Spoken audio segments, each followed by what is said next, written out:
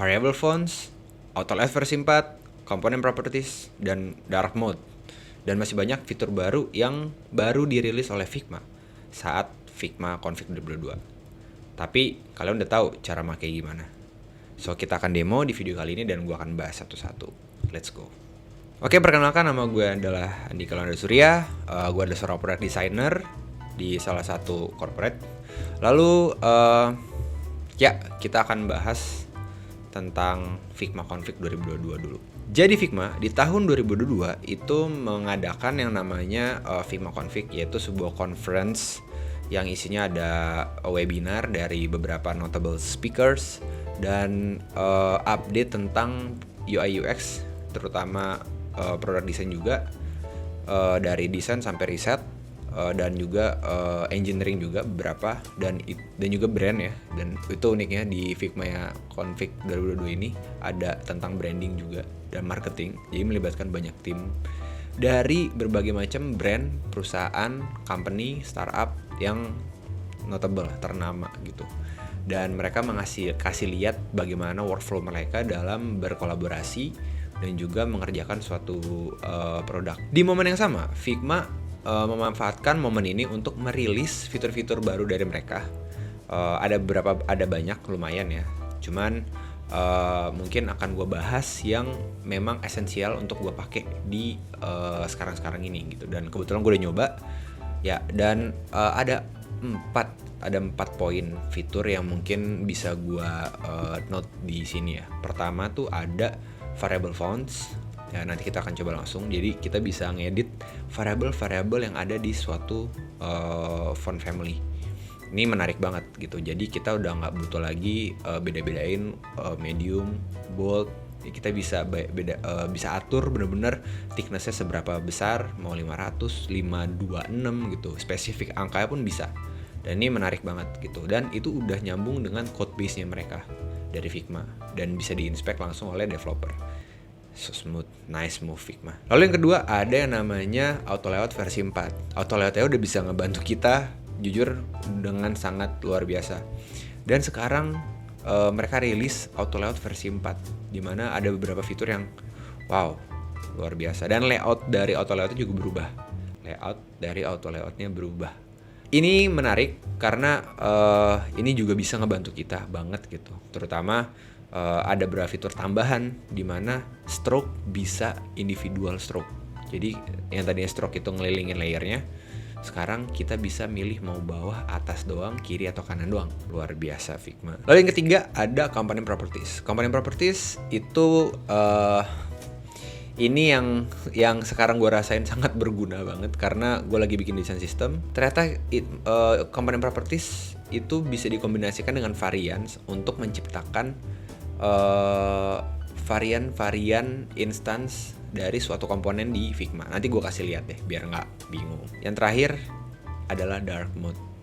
Akhirnya setelah semalaman gue ngedesain setiap malam, mata gue perih ngelihat Figma warna putih panel-panelnya, sekarang warnanya ada dark mode. Luar biasa, nice move. Oke, kita langsung masuk aja ke hands-on demo langsung. Let's go. Oke, kita langsung masuk ke hands-on-nya, demo yang langsung. Jadi di sini gue bakal buka Figma. Updates pertama ini yang paling seru nih, yaitu adalah dark mode. Jadi kalian bisa akses di logo Figma, terus preferences, habis itu theme, terus kalian pilih dark, dan boom. Akhirnya mata gue gak sakit lagi, boy. Dan ya ini bener-bener wah gila sih, ngedesain malam-malam ya setidaknya mata gak sakit. Karena kalau belakangnya putih terus objeknya itu hitam kayak tulisannya, tombol-tombol ya, itu bikin mata kita butuh tenaga lebih gitu untuk fokus gitu. Dan itu bakal bikin cepet capek matanya gitu gengs. Ya walaupun kita ngedesain juga pada akhirnya tetap pakai tulisan hitam ya, setidaknya panel-panelnya enggak lah. Oke, fitur pertama kita bahas. Pertama tadi si dark mode. Sekarang kita akan bahas tentang variable fonts. Jadi di Figma sekarang udah bisa kita ngedit variabel dari si fontnya, atribut dari fontnya. Contoh kita di sini heading ya. Kita di sini pakai inter. Nah, di sini Inter bisa, jadi kalian bisa akses di titik 3 ini di settings. Kan biasa kebuka ini ya. Nah, di Inter ada tab menunya namanya variable. Nah, di sini punya weight nih. Nice nih, weight ini nih yang biasa kita, ya ini ada angkanya gitu. Ini biasanya apa namanya yang kita bilang medium, bold gitu ya. Nah, ini bisa diatur di sini secara spesifik, kalian mau berapa. Kenaikannya bisa 1, bisa, jadi benar-benar bisa exactly same value yang bisa kalian pakai gitu. Nah gitu ya, kalian mau spesifik gitu. Terus slant-nya juga bisa diatur, slant-nya mau seberapa gitu. Nah setelah ini udah kalian misalnya kayak gini ya, ini nanti akan ke save di library-nya secara default gitu. Ada weight 522 slant -3 gitu. Terus kita misalkan ganti fontnya jadi Francis. Nah, misalnya ini ya. Nah, dia punya variabel berbeda lagi nih. Nih, di sini ada weight ya. Weightnya seberapa tebal gitu, seberapa bold. Terus di sini juga ada soft. Nah, soft ini biasanya untuk font-font yang punya topi gitu. Ya, punya serif gitu ya. Nih, terus di sini juga ada Wong. Wong ini kayak ada beberapa bagian atau beberapa huruf yang dia tuh bisa kayak miring gitu ya. Ini juga seru. Terus ada optical size. Nah, dia tuh bisa menyesuaikan seberapa kerningnya bisa diatur gitu. Dan menyesuaikan dari tebal dari si fontnya, dari si serifnya, ini bisa kelihatan nih. Nah, atau bisa kita set otomatis. Nah, semua ini nanti akan ke save juga secara default setelah kita ganti-ganti variabel ya gitu. Oke, fitur yang ketiga itu ada auto layout versi 4. Jadi di sini gua ada contoh nih, ada sebuah button yang berbeda-beda. Tuh. Nggak beda-beda sih, 3 sama, 1 beda gitu, agak gede. Nah, di sini kalau kita lihat nih panel auto layoutnya itu ada perubahan nih. Si option dari alignment ya itu sekarang udah ditaruh, dinaikin levelnya untuk bisa langsung kita pilih. Kalau waktu dulu kan kita masih harus klik option ya gitu. Nah, ini sekarang kita udah bisa langsung milih alignmentnya nih. Mau rata tengah, mana, itu bisa semua. Terus ya masih ada horizontal direction, vertical directionnya masih ada. Ini normal lah kayak dulu. Cuman layoutnya agak beda. Spacing between items juga beda. Terus horizontal padding sama horizontal vertical sekarang horizontal padding sama vertical padding sekarang dipisah. Gitu, kalau kita hover nih, kita nanti bisa ngeliat nih, kebetulan karena nggak ada. Kan kalau di spacing between items kalau di over langsung kelihatan tuh ada red lines-nya. Ini kita misalkan atur jadi 16, ini 8 gitu. Ini kalau kita hover nih, dia ngasih tahu nih samping horizontalnya itu kiri kanan 16 pixel, ini 8 pixel gitu. Dan kita bisa atur juga independent paddings-nya, atas, kiri, kanan, bawah gitu ya. Dan dia bisa, kalau di over dia bisa ngasih lihat gitu, nih red lines-nya, red mark-nya di bagian mana gitu. Terus tapi di sisi lain, kalau kita mau ngeditnya langsung di sini, kita hover aja si auto layout-nya, kayak kita pilih, terus kita hover auto layout-nya di, let's say kita mau ubah spacing between items-nya, ini bisa nih langsung, tinggal di slide aja, jadi diklik langsung di slide, udah ke angka yang kita mau, misalkan 60 nih, 60, udah bisa langsung. Terus paddingnya juga bisa. Ini gua pindahin dulu, turunin ke bawah. Ini padding juga bisa nih. Ini secara independen lagi. Kalau kita klik cuma satu bagian aja. Itu terus ini sama nih ke kanannya. Terus ini kalau kita tahan, ini apa nih namanya? Kontrol ya. Kalau kita tahan kontrol, alt, sorry. Kalau kita tahan alt, ini bisa kelihatan dia bisa berubah, menyesuaikan atas dan bawah gitu, yang sesuai vertikal ya vertikal gitu. Kalau horizontal ya udah horizontal gitu. Dan kalau kita sembari tahan shift, dia bisa mengunci rasionya. Nah, mantap. Good job Figma. Ini kita atur bisa 16:8 gitu ya. Ini kalau kita atur Alt Shift gitu ya. Ini Alt tuh yang kiri kanan vertikal. Kalau Shift atas bawah juga gue pilih. Terus kita tinggal tarik.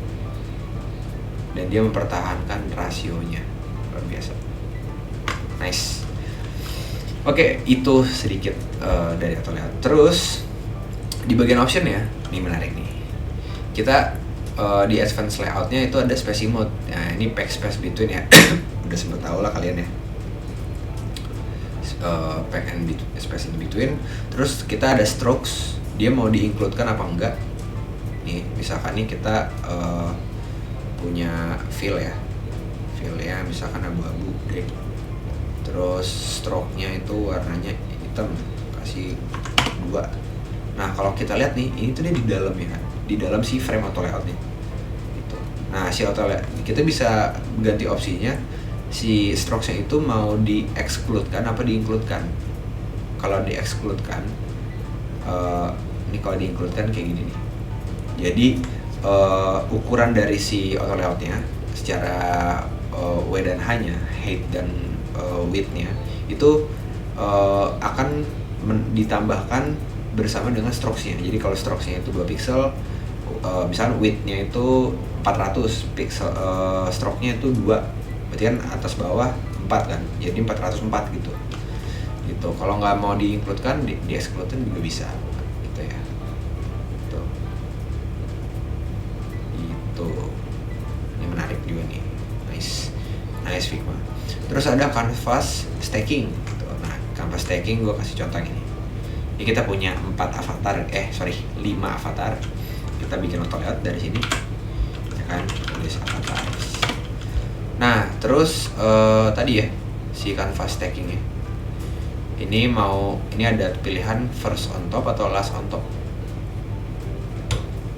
Nah, kalau first on top nah kayak gini. Last on top. Kalau last on top dia kayak gini. Jadi yang paling belakang tuh dia stacknya di paling atas. Gitu. Tapi kalau misalkan first on top dia kebalikannya.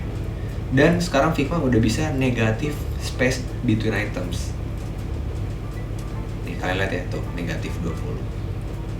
Gitu. Artinya kita udah nggak perlu lagi pakai spacing mode yang space between gitu. Menarik ya? Nice banget. Terus selanjutnya ada pilihan yang text baseline alignment. Ya. Nah, ini maksudnya apa? Misalnya kalian punya ini ya, punya button group gitu.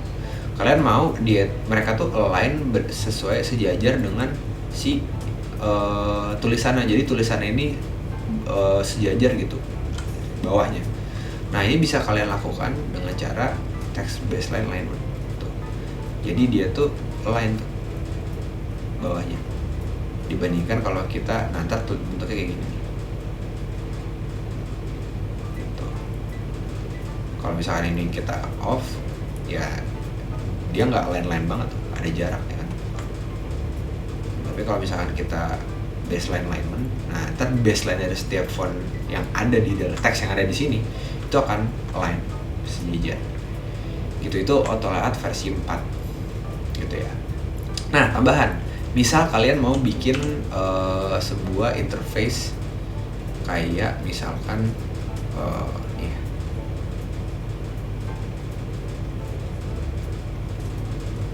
Misalkan ini nih. Terus kalian mau bikin nih misalkan ya.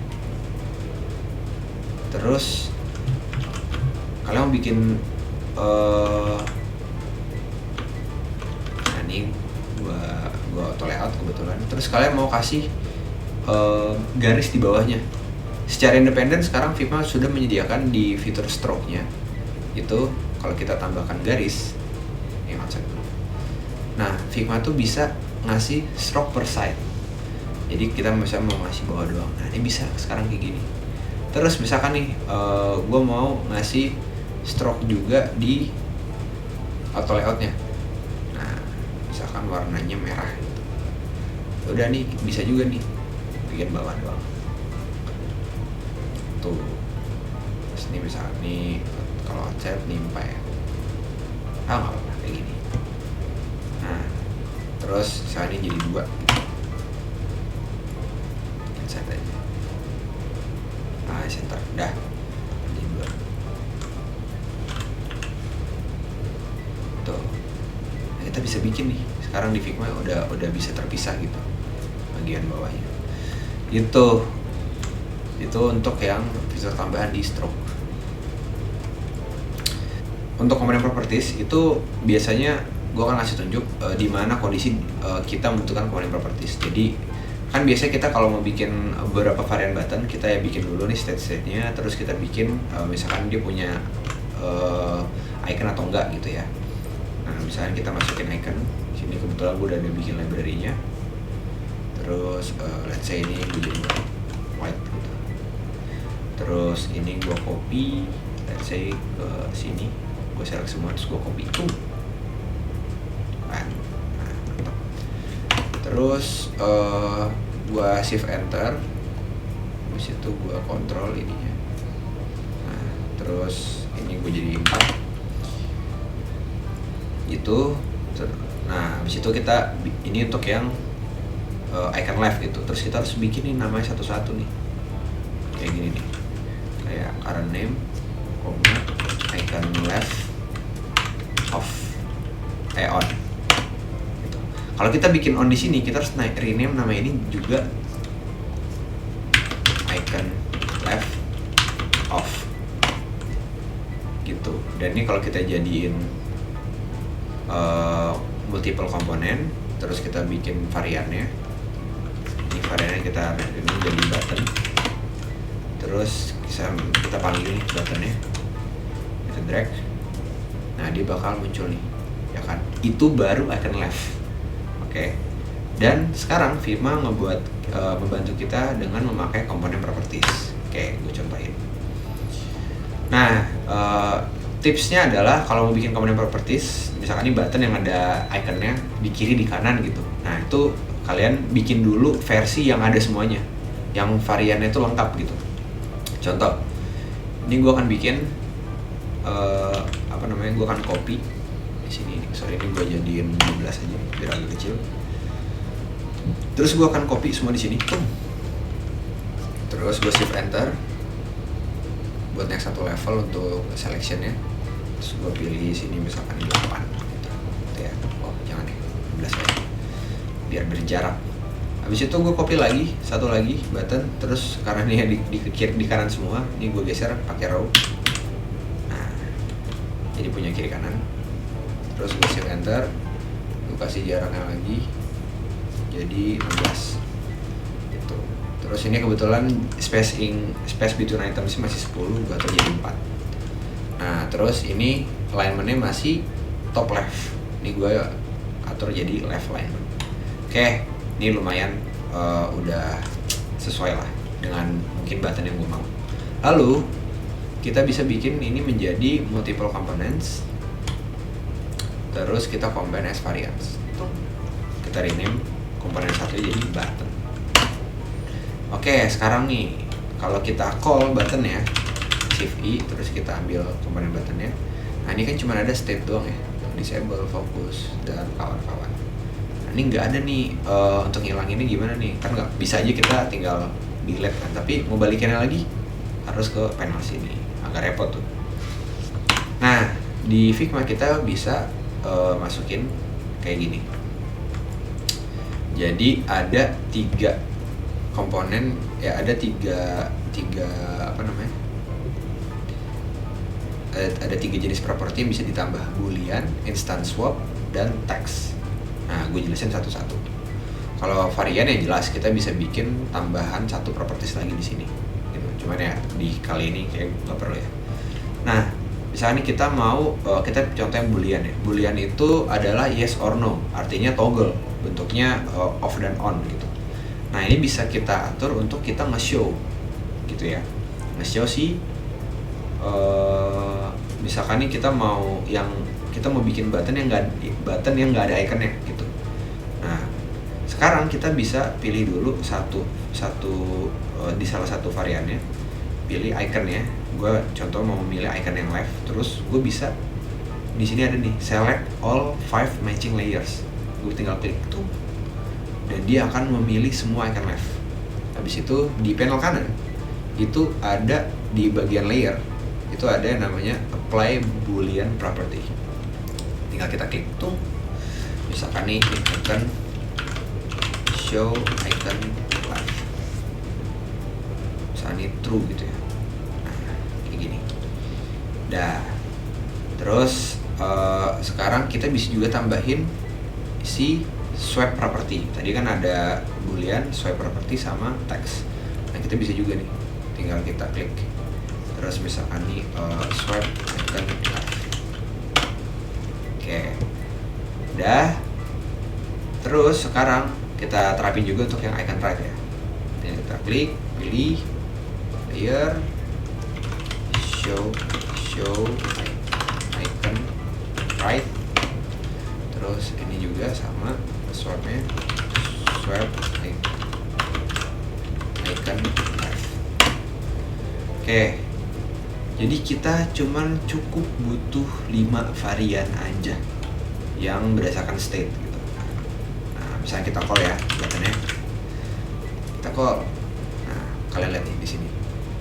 Ini bisa kita toggle. Show icon left, kita show. Ada kan? Terus mau di swap, mau pakai apa? Bebas. Jadi kita bisa cari berdasarkan desain sistem atau library yang udah di enable di sini. Gitu. Ini kita bisa cari nih. Gitu ya. Terus ini swipe icon right itu juga bisa nih. Kita bisa cari. Gitu. Nah, ini seru banget sih, ini menarik banget. Terus kalau diganti bisa state-nya bisa. Gitu. Oke, itu yang menariknya. Nah, sekarang ada yang lebih menarik lagi. Tadi kan ada, ini baru 2 kan, baru boolean sama swipe property, swipe instance. Sekarang kita nyoba property yang text. Kita pilih text-textnya, ya kan, nggak perlu pilih satu-satu. Sekarang udah tinggal pilih satu aja, terus kita tuh, lebih cepat. Terus sekarang kita bisa ke panel sebelah kanan, itu ada yang konten nih. Konten ini bisa kita klik apply text property. Terus di sini contohnya adalah label. Value-nya button. Nah, ini kita bisa kalau misalnya kalian punya button group gitu ya. Gitu. Terus kalian mau ngubah namanya nih.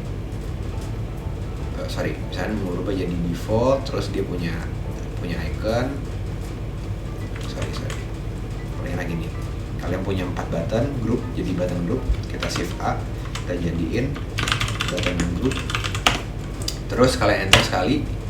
Habis itu kalian rubah misalkan jadi tadinya default ya, mau berubah jadi default disable bisa. Terus show icon left ya kan, tuh ini ya udah sesuai spacing between itemsnya. Terus labelnya kita ganti jadi button group. Nah, langsung jadi gitu. Nah, ini juga ini fitur yang ngebantu kita kalau mau bikin desain sistem, jadi nggak perlu yang harus repot-repot gitu. Oke, gue akan kasih tunjuk lagi satu lagi. Kita akan bikin inputs. Jadi misalnya di sini gue akan bikin placeholder, terus ambil icon. Misalnya nih si gembok. Nah, kita kecilin jadi 12. Mantap. Nah, warnanya kita ganti jadi sesuai di yang ada di library yang kita punya sekarang. Oke. Error guys, sorry. Nah, sudah sesuai. Sekarang kita akan coba auto layout, atur paddingnya di sini 8 sama 4. Jadi kiri kanan 8, atas bawahnya 4. Terus alignmentnya kita taruh di center, left center. Terus ini placeholder kita pilih, kita ubah horizontal resizing jadi fill container. Nah, terus kita pilih ini jadi 4 aja. Artinya kalau misalnya ini dirubah-rubah, nah dia maksimal tuh jaraknya 4. Ini 4. Gitu ya. Misalnya placeholder kita ukurannya segini. Terus gua mau di placeholder yang bentuknya tuh kayak Google gitu. Jadi di bawah gitu ya, garis inputnya. Nah, kita bisa tambahin stroke. Misalnya kita tambahin ini. Tapi ini sekeliling ya, kita bisa pilih yang bottomnya aja gitu. Nah terus kita bikin beberapa varian. Dan saya ini misalkan nih ntar aja namainnya, ini misalnya state-nya yang lagi aktif. Terus ini kita rubah warnanya jadi ini ya 30, cuman stroke-nya mungkin gue sedikit gue perjelas gitu. Terus ini benar-benar disable, jadi gue taruh kayak gini. Terus si netral 30 berubah juga, disable. Nah tinggal kita rename state sama dengan ini active, ini default, disable. Default ini disable. Nah default kayak inactive file, inactive. Nah terus kita pilih semuanya, kita jadiin dia multiple komponen, kita bikin variannya, komponen varian, kita namain input. Oke, nah sekarang kita akan coba seleksi si iconnya, pilih semua, terus kita rubah apa namanya, kita tambahin boolean property. Jadi kita mau show apa enggak, show icon true. Terus kita juga bisa swap iconnya, swap icon. Nah terus si placeholder kita juga pilih semuanya, kita bikin component property untuk yang label, yang teks, misalnya ini labels. Nah sekarang kita panggil inputs.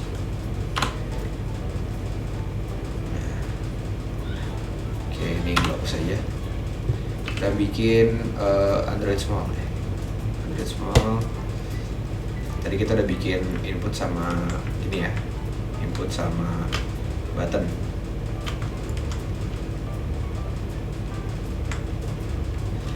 Sekarang kita panggil buttonnya button. Nah, ini. Sekarang kita duplikasi.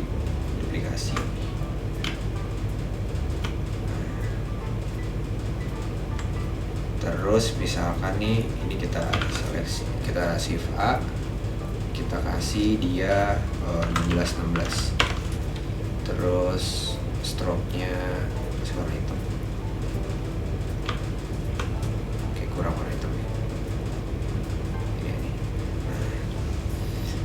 Terus kita pilih si placeholder-nya, kita mau dia state-nya itu adalah inactive. Terus gue mau ini gue mau dua ini dia nggak pakai icon. Jadi ini deh atasnya pakai icon. Nah ini jadi email, ini jadi password, ini re-enter password. Terus buttonnya ini gue nggak mau nge-show iconnya, terus default ya, disable dulu misalkan. Terus ini labelnya kita ganti jadi sign up. Itu artinya kalau kalian nanti mau bikin yang udah keisi, ini tinggal di active emailnya, misalkan nih email@email.id. Terus passwordnya bikin aktif juga, terus bintang. Terus ini juga sama, ini bisa kita bikin aktif bintang. Atau kalian bisa akses di sini nih, bintang. Terus ini kita tinggal rubah aja jadi default. Nah itu ya. Terus kalau di prototype ya udah tinggal prototype. Misalkan nih ini kalau diklik lari ke sini, kalau sign up balik ke sini gitu, contoh ya. Udah deh, tinggal di play. Ini kita atur jadi smart animate ya, smart animate. Terus dia ada gentle. Ini juga baru nih. Jadi di interaction details itu sekarang di prototype kita punya beberapa tambahan untuk spring interaction gitu. Kalau kita bisa lihat nih, nah ini gentle, ini quick, ini bouncy, ini slow. Ya itu dia bisa dung gitu ya. Dan ini bisa custom, kita mau kayak gimana.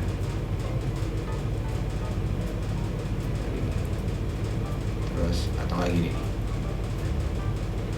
spraynya mau dikecilin deh, kecil lagi, bisa gitu.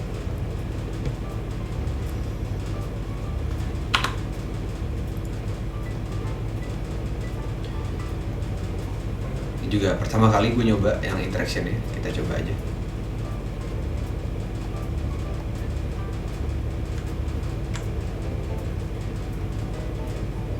Oke, gitu ya, menarik. Coba kita tambahin kotaknya, warnanya ini. Terus kita copy paste, dia pindah di sini. Coba ya, kita lihat kalau dikasih prototype dia bakal gimana.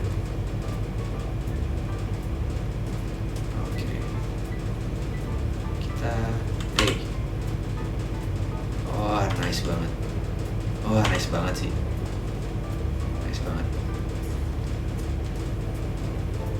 Misalnya gini nih, nice. Oke, ya gitu. Jadi sekian ya updatesnya Figma sekarang. Semoga ini bisa mempercepat dan memberi kalian knowledge baru gimana cara bermain dengan fitur-fitur yang baru ada di Figma. Dan